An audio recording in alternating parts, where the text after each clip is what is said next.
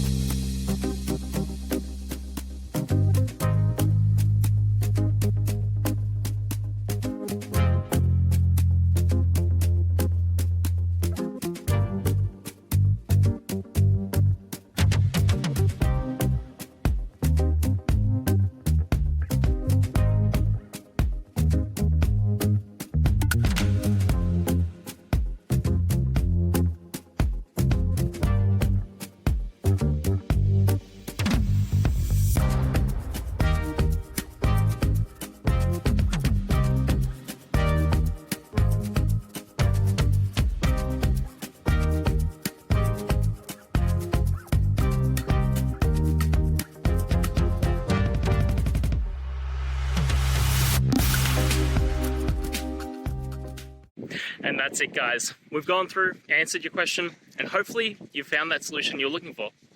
Guys, if you did, please hit subscribe. I'd really appreciate it.